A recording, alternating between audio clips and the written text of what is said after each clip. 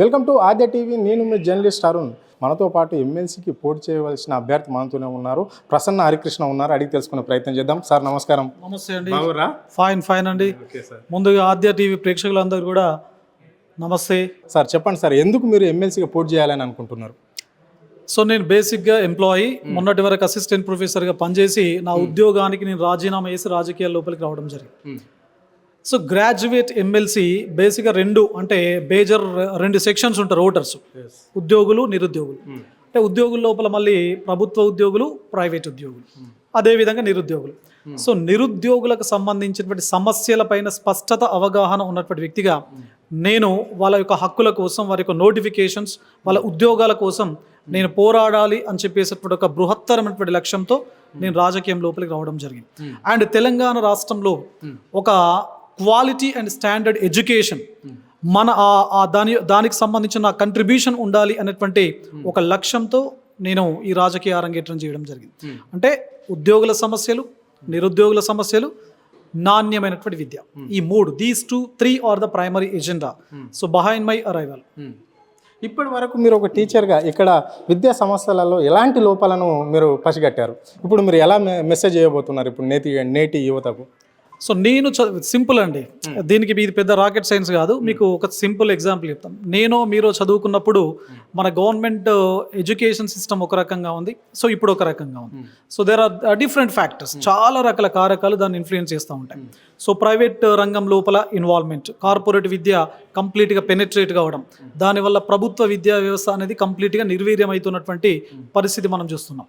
అంటే ఎప్పుడైతే ఒక విద్య ఆర్ వైద్యం, సో ఈ రెండింటిని నేను ఏ విధంగా కన్సిడర్ చేస్తానంటే మూల స్తంభాలు.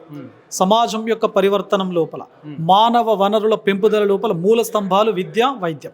సో ఈ రెండు అంశాలకు ప్రతి ప్రభుత్వం, నాట్ ఓన్లీ తెలంగాణ, ఏ రాష్ట్ర ప్రభుత్వం అయినా అట్లీస్ట్ 12%, 15, 18, 20% ఉంటే ఇంకా అద్భుతం. అట్లీస్ట్ 12% గనక బడ్జెట్ అలొకేషన్ గనక జరిగితే, అంటే బడ్జెట్ అలొకేషన్ జరగడం కాదు, అలొకేట్ అయినటువంటి బడ్జెట్లో 12%ని తప్పనిసరిగా, అంటే సరైన సమయంలో సరైన రీతి లోపల కనుక ఖర్చు పెడితే, అంటే ప్రతి పాఠశాల లోపల ఇన్ఫ్రాస్ట్రక్చర్ డెవలప్ అవుతుంది, టీచర్ రిక్రూట్మెంట్ ప్రాసెస్ జాగ్రత్తగా జరుగుతుంది, పిల్లలకి ఎలాంటి అవసరాలు కావాలో అవన్నీ కూడా తీర్చబడతాయి. అప్పుడు అద్భుతమైనటువంటి మానవ వనరుల యొక్క సృష్టి జరుగుతుంది. సో దానికోసం నేను తప్పనిసరిగా నా కంట్రిబ్యూషన్ అనేది ఉంటుంది. సార్ మీరు యంగ్ డైనామిక్, ఇప్పటికీ 10-15 సంవత్సరాల సర్వీస్ను వదిలేసుకొని రాజకీయాలకు వస్తున్నారు, శుభపరిణయం.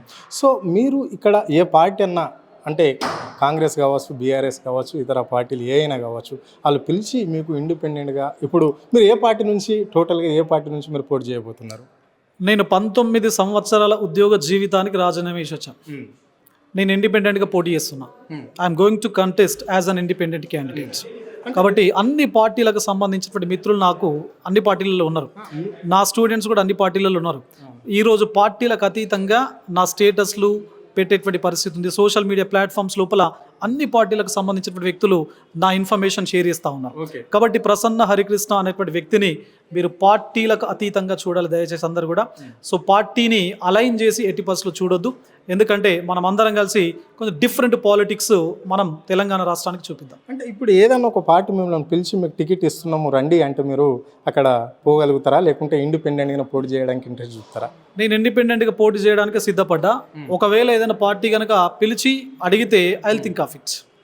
Thank you. ఇది పరిస్థితి. నేను 19 సంవత్సరాలు నా సర్వీస్ ఉన్నా నేను వదిలేసుకుంటున్నా అంటే ఇక్కడ విద్యా వ్యవస్థను చక్కబెట్టడానికే, అంటే నిరుద్యోగుల సమస్యలు నాకు పూర్తిగా తెలుసు కాబట్టి నేను ఇక్కడ ఈ రాజకీయాలకు రావాలనుకుంటున్నా అని చెప్పేసి స్పష్టంగా చెప్పడం అనేది జరిగింది. నాలాంటి నాయకుడు ఈ రాష్ట్రానికి ఎంతో అవసరం అని చెప్పేసి ఆయన చెప్పడం అనేది జరిగింది. కెమెరా పర్సన్ శ్రవంత్, అరుణ్, ఆద్య టీవీ, హైదరాబాద్.